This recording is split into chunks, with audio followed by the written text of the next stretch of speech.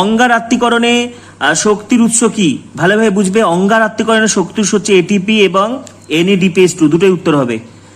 ATP এবং NADPH2 আলোক দশার ফলে পাওয়া যায়, এই দুটোই হচ্ছে অন্ধকার দশায় অঙ্গার। Welcome everyone, ANM GNM 2022 ANM GNM nursing admission entrance exam preparation 2022 সংক্রান্ত আজকের ভিডিও অত্যন্ত গুরুত্বপূর্ণ হতে চলেছে।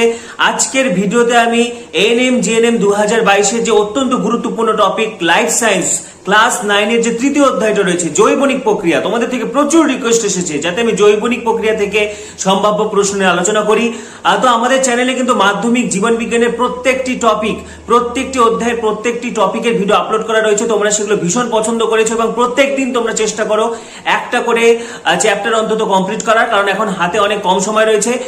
পাশাপাশি যারা যারা আমার আগের ভিডিওগুলো মিস করেছো এই ভিডিও শেষে এন্ড স্ক্রিনে পেয়ে যাবে, এবং যারা যারা আমাদের চ্যানেলে নতুন ভিডিও দেখছো তাড়াতাড়ি সাবস্ক্রাইব করো। পরবর্তী আপডেটগুলো পাওয়ার জন্য এখনই সাবস্ক্রাইব করো, ভিডিওটি প্রচুর প্রচুর প্রচুর শেয়ার করো এবং পাশে থাকা বেল আইকনটি অবশ্যই প্রেস করো। তো এই মুহূর্তে আমি বিগত ভিডিওতে কিন্তু ক্লাস 9 নিয়েও আলোচনা করেছি, কারণ আমাদের চ্যানেলে ক্লাস 10 এর প্রত্যেকটি চ্যাপ্টারের প্রত্যেকটি অধ্যায়ের ভিডিও টপিক আপলোড করা রয়েছে। তো এর আগে আমি ভিডিওতে তোমাদের জন্য প্র্যাকটিস সেট দেখিয়েছিলাম ভৌত বিজ্ঞান জীবন বিজ্ঞানের, পাশাপাশি কিন্তু রিজনিংও আপলোড করা রয়েছে, এবং নবম শ্রেণীর প্রথম অধ্যায়ে একটি ভিডিওতে আমি আলোচনা করে দিয়েছি ওভারঅল কি কি পড়তে হবে, এবং তোমাদের থেকে প্রচুর রিকোয়েস্ট এসেছে যাতে আমি তৃতীয় অধ্যায়, কারণ জৈবনিক প্রক্রিয়া চ্যাপ্টারটি হিউজ, এখানে প্রচুর টপিক রয়েছে, যেমন সালোক সংশ্লেষ রয়েছে, উদ্ভিদ পুষ্টি রয়েছে, বাষ্পমোচন রয়েছে, উদ্ভিদের পরিবহন রয়েছে, শ্বসন রয়েছে, পুষ্টি রয়েছে, সংবহন রয়েছে, রেচন রয়েছে, অর্থাৎ একাধিক সাব টপিক রয়েছে, এবং এই চ্যাপ্টারটা কিন্তু অত্যন্ত ইম্পর্টেন্ট এবং খুব ভাইটাল। তো এই অধ্যায় থেকে আজকে আমি অত্যন্ত ইম্পর্টেন্ট কিছু MCQs আলোচনা করব এবং পাশাপাশি কিছু টপিক তোমাদেরকে আমি ডিসকাস করে দেব। তো আজকে ভিডিওতে আমি প্রধানত সালোক সংশ্লেষ, খনিজ পুষ্টি অর্থাৎ উদ্ভিদের যে পুষ্টিটা, তারপরে হচ্ছে বাষ্পমোচন এবং উদ্ভিদের পরিবহন, এই চারটি সাব ইউনিট আজকে ভিডিওতে আমি MCQ গুলো টোটাল কভার করব। তো যারা যারা আমাদের চ্যানেলে নতুন ভিডিও দেখছো তাড়াতাড়ি সাবস্ক্রাইব করো, পরবর্তী আপডেট গুলো পাওয়ার জন্য এখনই সাবস্ক্রাইব করো, পাশে থাকা বেল আইকনটি অবশ্যই প্রেস করো এবং ভিডিওটি প্রচুর প্রচুর প্রচুর শেয়ার করো। পাশাপাশি তোমরা অনেকেই আমার সঙ্গে সরাসরি কন্ট্যাক্ট করতে চাইছো, সেক্ষেত্রে আমাদের টেলিগ্রাম গ্রুপে যুক্ত হয়ে যাও। ডেসক্রিপশনে দেখো একটা লিংক দেখা যাচ্ছে আমাদের টেলিগ্রাম গ্রুপ বলে, সেই লিংকে ক্লিক করো এবং যুক্ত হয়ে যাও। যারা লিংকের মাধ্যমে যুক্ত হতে পারছো না, তোমরা টেলিগ্রামে গিয়ে প্রীতমস বায়োলজি লিখে সার্চ করো, তাহলে আমাদের গ্রুপটি পেয়ে যাবে এবং যুক্ত হয়ে যেতে পারবে। তো দেখো কি বলেছে, সালোক সংশ্লেষের ফলে সৃষ্ট গ্লুকোজ অণুর অক্সিজেনের উৎস কি? এটা কিন্তু ভীষণ ইম্পর্টেন্ট কোশ্চেন, অনেকেই ভুল করে। সালোক সংশ্লেষের ফলে যে গ্লুকোজ উৎপন্ন হয়, গ্লুকোজের মধ্যে যে অক্সিজেনটা থাকে তার উৎস কি হবে? কার্বন ডাই অক্সাইড, ঠিক আছে। আর সালোক সংশ্লেষে এমনি যে অক্সিজেনটা উৎপন্ন হয়, নিচের কোশ্চেনটা দেখো, শুধু অক্সিজেন, তার উৎস কিন্তু জল। এই দুটো যেন মনে থাকে, সালোক সংশ্লেষের ফলে শুধু যে গ্লুকোজটা উৎপন্ন হবে তার অক্সিজেনের উৎস হচ্ছে কার্বন ডাই অক্সাইড, এবং সালোক সংশ্লেষের ফলে যে অক্সিজেনটা উৎপন্ন হয় তার উৎস হচ্ছে জল। সালোক সংশ্লেষের সময় বায়ুর কোন গ্যাসটি গ্রহণ করে? অবশ্যই কি হবে? কার্বন ডাই অক্সাইড। হিল বিকারক কোনটি? NADP, nicotinamide, adenine dinucleotide phosphate. শ্বেতসারের মৌলিক উপাদান কি? CHO, এটা হচ্ছে শ্বেতসার বা গ্লুকোজের বা কার্বোহাইড্রেটের মৌলিক উপাদান, ঠিক আছে। কোনটি ক্লোরোফিলের উপাদান? CHON Mg, magnesium. এটা খুব ইম্পর্টেন্ট, ঘুরিয়েও দিতে পারে। এই ম্যাগনেসিয়াম কিন্তু ক্লোরোফিলের হচ্ছে ধাতব মৌল, ঠিক আছে। ক্লোরোফিল যুক্ত কাণ্ড দেখা যায় যে উদ্ভিদে? অবশ্যই কি হবে? শতমূলী। শতমূলীতে কিন্তু হচ্ছে দেখা যায় এটা, ঠিক আছে। কাণ্ড সালোক সংশ্লেষে অংশ নেয়। সালোক সংশ্লেষে সক্ষম একটি প্রাণী কি হবে? ক্রাইসামিবা, ইউগ্লিনাও হবে, ঠিক আছে। সালোক সংশ্লেষে অক্ষম একটি উদ্ভিদ মিউকর। মিউকর হচ্ছে কি? ছত্রাক। আলোক শক্তি রাসায়নিক শক্তিতে রূপান্তরিত হয় কখন? সালোক সংশ্লেষের সময়। জীবকোষে শক্তি সঞ্চিত থাকে যে যৌগের মধ্যে? অবশ্যই কি হবে? ATP, অ্যাডিনোসিন ট্রাইফসফেট বা এনার্জি কারেন্সি বলা হয়। সালোক সংশ্লেষে নির্ভুল রাসায়নিক সমীকরণ দাতাদের একজন হলো কেলভিন। অবশ্যই সালোক সংশ্লেষের অন্ধকার দশার বিক্রিয়াগুলিকে কি বলা হয়? কেলভিন চক্র বলা হয়। অঙ্গার আত্তীকরণে শক্তির উৎস কি? ভালোভাবে বুঝবে। অঙ্গার আত্তীকরণে শক্তির উৎস হচ্ছে ATP এবং NADPH2, দুটোই উত্তর হবে। ATP এবং NADPH2 আলোক দশার ফলে পাওয়া যায়, এই দুটোই হচ্ছে অন্ধকার দশায় অঙ্গার আত্তীকরণে সাহায্য করে। অঙ্গার আত্তীকরণ আসলে কি? অঙ্গার আত্তীকরণ হচ্ছে এই যে কার্বন ডাই অক্সাইড 6CO2 প্লাস 6 RUBP, রাইবিউলোজ বিসফসফেটের সঙ্গে যুক্ত হবে, PGA উৎপন্ন করবে, 12 PGA। একটু সবাই শুনে রাখবে, ফসফোগ্লিসারিক অ্যাসিড উৎপন্ন করে। অন্ধকার দশায় কার্বন ডাই অক্সাইড RUBPর সঙ্গে যুক্ত হয়ে ফসফোগ্লিসারিক অ্যাসিড উৎপন্ন করে। এই ফসফোগ্লিসারিক অ্যাসিড হচ্ছে সালোক সংশ্লেষের প্রথম স্থায়ী যৌগ। অত্যন্ত ইম্পর্টেন্ট প্রশ্ন, ফসফোগ্লিসারিক অ্যাসিড হলো সালোক সংশ্লেষের প্রথম স্থায়ী যৌগ। এটি 3 কার্বন যুক্ত, বা কেলভিন চক্রের প্রথম যৌগ কি পিজিএ, 3 কার্বন যুক্ত, সেই জন্য একে C3 চক্র বলা হয়। সালোক সংশ্লেষের আলোক বিক্রিয়াটি সম্পন্ন হয় অবশ্যই কি হবে গ্রানাতে, স্ট্রোমাতে কিন্তু অন্ধকার দশা হয়।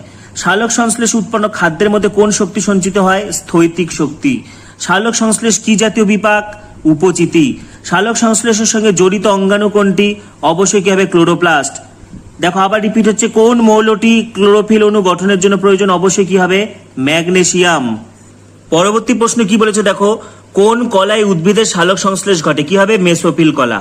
সালোক সংশ্লেষে কার্বন ডাই অক্সাইড সংবন্ধনে সাহায্যকারী উৎসেচক কি হবে? RuBP carboxylase. একটু আগে বললাম যে বিক্রিয়াটা 6CO2 প্লাস 6 আরইউবিপি, সেই কাজে সাহায্য করবে আরইউবিপি কার্বক্সিলেজ। কি উৎপন্ন হবে? 12 অণু পিজিএ, ফসফোগ্লিসারিক অ্যাসিড। অন্ধকার দশায় উদ্ভিদের শ্বেতসার উৎপন্ন হয় অবশ্যই গ্লুকোজ থেকে। সালোক সংশ্লেষের অন্ধকার দশায় কত অণু NADPH2 প্রয়োজন হয়? 12 অণু। সালোক সংশ্লেষ উৎপন্ন প্রথম স্থায়ী কার্বন যৌগ, দেখো একটু আগেই বললাম কি হবে? পিজিএ বা ফসফোগ্লিসারিক অ্যাসিড। ঠিক আছে। এনার্জি কারেন্সি কাকে বলে? এটিপি কে এনার্জি কারেন্সি বলে। কাঁচামাল কি? কার্বন ডাই অক্সাইড এবং জল সালোক সংশ্লেষের কাঁচামাল। কোন কোএনজাইমটি সালোক সংশ্লেষে ব্যবহৃত হয় না? FAD। সালোক সংশ্লেষে উৎপন্ন গ্লুকোজ উদ্ভিদের সঞ্চয়ী অঙ্গে কি রূপে সঞ্চিত হয়? অবশ্যই কি হবে শ্বেতসার রূপে সঞ্চিত হবে। কোনটি সালোক সংশ্লেষের আয়নযুক্ত ইলেকট্রন বাহক? অবশ্যই কি হবে সাইটোক্রোম। সাইটোক্রোম।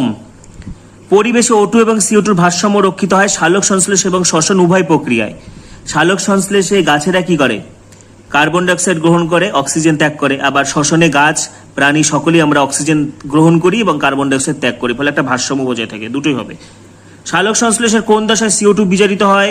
অন্ধকার দশায়। 1 গ্রাম অণু গ্লুকোজে সঞ্চিত শক্তির পরিমাণ 686 কিলো ক্যালোরি।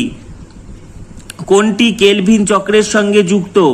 পিজিএ এবং হচ্ছে PGALD। যে পিজিএ এবং PGALD দুটোই কেলভিন চক্রের সঙ্গে যুক্ত। মনে রাখবে সালোক সংশ্লেষের অন্ধকার দশার বিক্রিয়াকে কেলভিন চক্র বলে।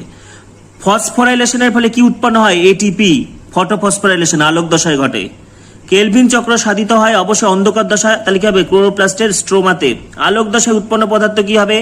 এটিপি এবং NADPH2 এবং অক্সিজেন, অর্থাৎ সি, অপশন সি উত্তর হবে। এই অক্সিজেন জলের ফটোলাইসিসে উৎপন্ন হয়, এটিপি ফটোফসফোরাইলেশন, আর এটা তো হিল বিকারক, NADPর সঙ্গে হাইড্রোজেন যুক্ত হয়ে ওটা তৈরি হয়। এগুলো সব লাইট রিয়াকশন, আলোক দশার উৎপন্ন হওয়া যৌগ। অঙ্গার আত্মীকরণের জন্য প্রয়োজনীয় গ্রাহক যৌগ কি হবে? আরইউবিপি। বারবার বলছি CO2 প্লাস আরইউবিপি কি উৎপন্ন হবে? বলো পিজিএ। সালোক সংশ্লেষের আলোক নির্ভর দশার ঘটনা হলো কি হবে? অবশ্যই কি হবে? ফটোলাইসিস হবে। ফটোলাইসিস হবে, দুটোই ঠিক, ফটোলাইসিস। আলোক নির্ভর দশা, ঠিক আছে, আলোক দশা, ফটোলাইসিস ঘটে। সালোক সংশ্লেষের কার্যাবলীর কোন রং দুটি ক্লোরোফিল কর্তৃক অধিক শোষিত হয়? ভেরি ভেরি ইম্পর্টেন্ট, লাল এবং নীল রং।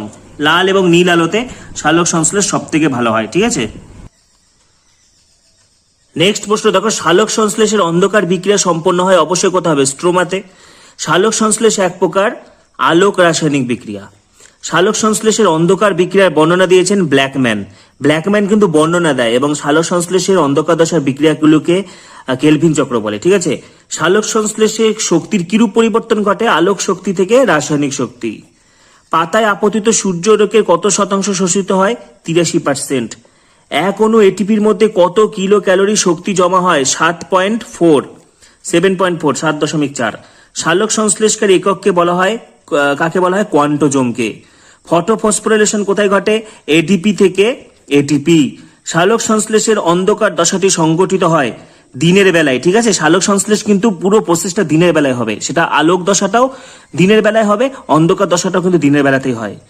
পাতায় শোষিত সৌরশক্তির কত পরিমাণ সালোক সংশ্লেষে ব্যবহৃত হয়? 0.5 থেকে 3.5%। প্রথম রঞ্জকতন্ত্র PS1 এর সক্রিয় ক্লোরোফিল কি? P700। ভীষণ ইম্পর্টেন্ট, চক্রাকার এবং অচক্রাকার ফটোফসফোরাইলেশনের কোশ্চেন এটা। আর PS2 তে কি থাকে? P680। ঠিক আছে। সালোক সংশ্লেষ থেকে আমরা 50টা MCQ সলভ করলাম, অত্যন্ত ইম্পর্টেন্ট। এবার আমরা খনিজ পুষ্টি থেকে কিছু MCQ সলভ করব। তো দেখো, খনিজ পুষ্টি থেকে উদ্ভিদের ক্ষেত্রে একটি অনাবশ্যক খনিজ হলো ভ্যানাডিয়াম। স্বল্পমাত্রিক খনিজ কোনগুলো? ক্লোরিন। ঠিক আছে। ক্লোরোফিলের মস্তকে উপস্থিত থাকে অবশ্যই কি হবে ম্যাগনেসিয়াম, ভীষণ ইম্পর্টেন্ট, বারবার বলছি তোমাদেরকে। কোন মৌলের অভাবে ক্লোরোসিস রোগ হয়, অবশ্যই কি হবে ম্যাগনেসিয়াম। এখানে নাইট্রোজেন থাকলে নাইট্রোজেনটা উত্তর হতো, ঠিক আছে। নাইট্রোজেন বা ম্যাগনেসিয়ামের অভাবে গাছের পাতা বিবর্ণ হয়ে যায়, যেটাকে ক্লোরোসিস বলে। রোগগুলো পড়বে, নেক্রোসিস রোগ ফসফরাসের অভাবে হয়, সেগুলো জানতে হবে। পত্ররন্ধ্র খুলতে সাহায্য করে, ভীষণ ইম্পর্টেন্ট, এটা হবে পটাশিয়াম। কোন মৌলের অভাবে রক্তাল্পতা হয়, এফি, ফেরাস। শক্তি সঞ্চয়কারী যৌগ গঠনে সাহায্যকারী মৌল কি হবে, ফসফরাস। কোন মৌলটি প্রোটিন গঠনে একান্ত প্রয়োজন, অবশ্যই কি হবে নাইট্রোজেন। ইলেকট্রন বাহক রূপে কে কাজ করে, Fe2+। Heart rot of beet কার অভাবে হয়, এটা বোরনের অভাবে হয়।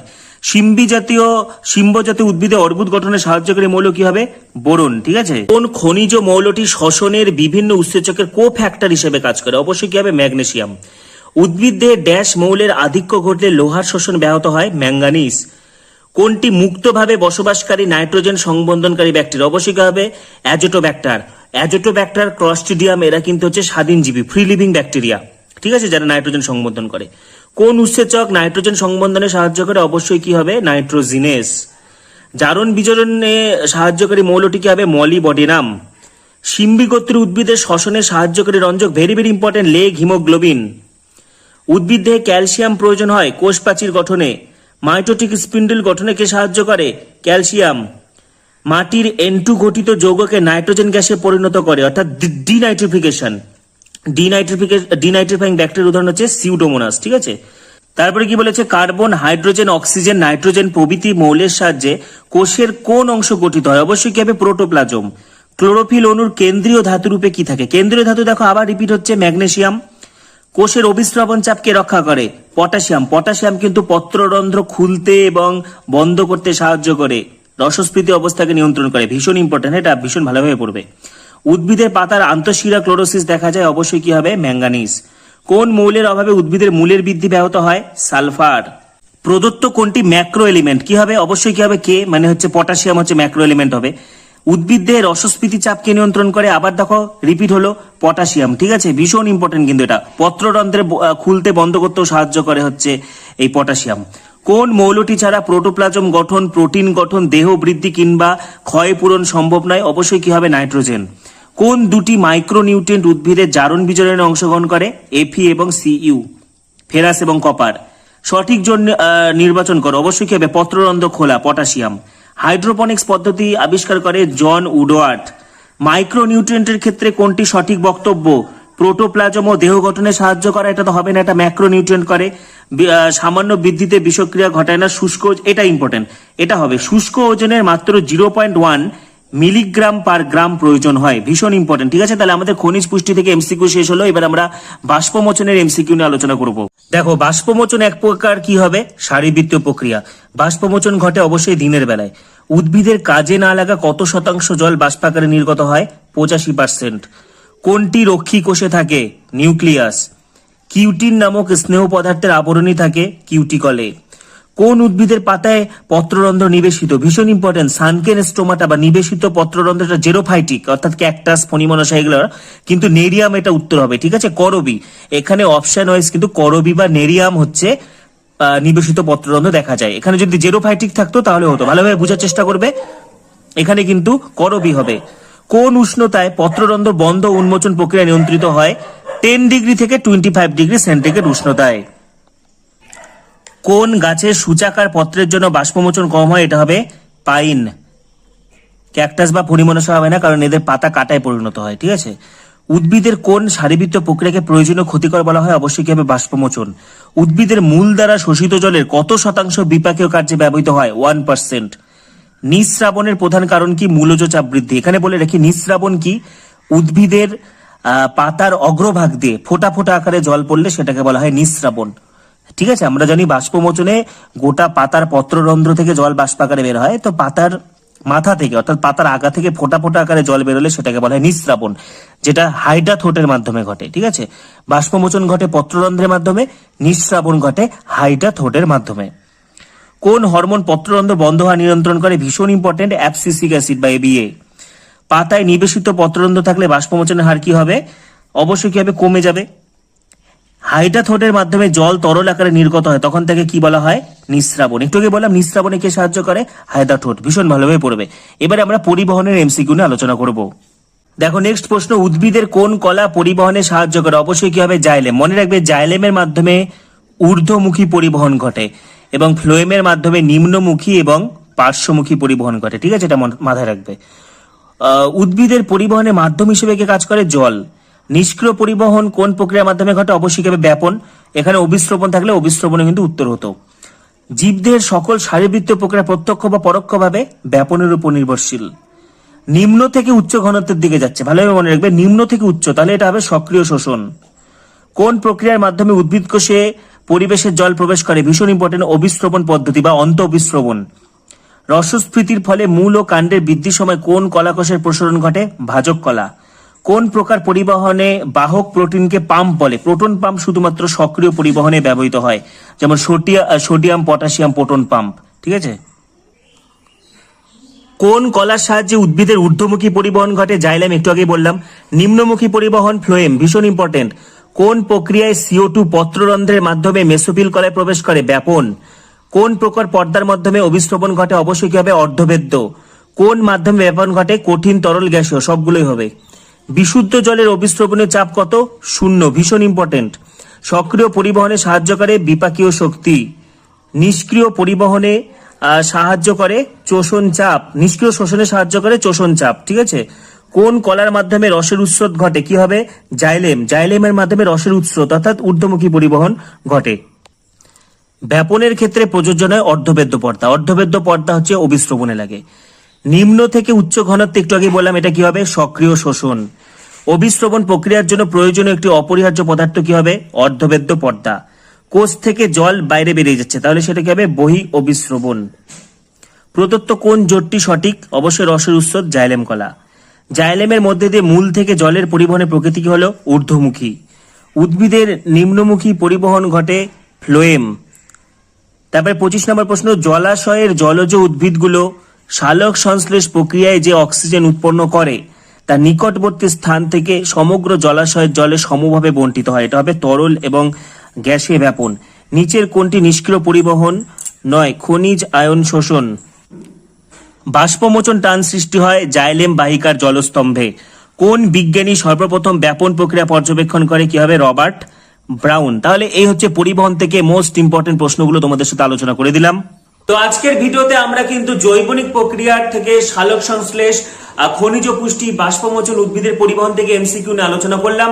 পরবর্তী ভিডিওতে আমরা জৈবনিক প্রক্রিয়ার যে বাকি টপিকগুলো রয়েছে, শ্বসন, পুষ্টি, সংবহন, রেচন, এগুলোর এমসিকিউ নিয়ে আলোচনা করবো। তো পরবর্তী ভিডিওগুলোর জন্য এখনই সাবস্ক্রাইব করো, পাশে থাকা বেল আইকনটা অবশ্যই প্রেস করো এবং ভিডিওটি প্রচুর প্রচুর প্রচুর শেয়ার করো এবং অবশ্যই আমাদের টেলিগ্রাম গ্রুপে যুক্ত হয়ে যাও। ডেসক্রিপশনে আমাদের টেলিগ্রাম গ্রুপ বলে একটি লিংক দেওয়া রয়েছে, সেই লিংকে তোমরা যুক্ত হয়ে যাও এবং অবশ্যই প্রচুর প্রচুর প্রচুর শেয়ার করো। সবাইকে অসংখ্য ধন্যবাদ।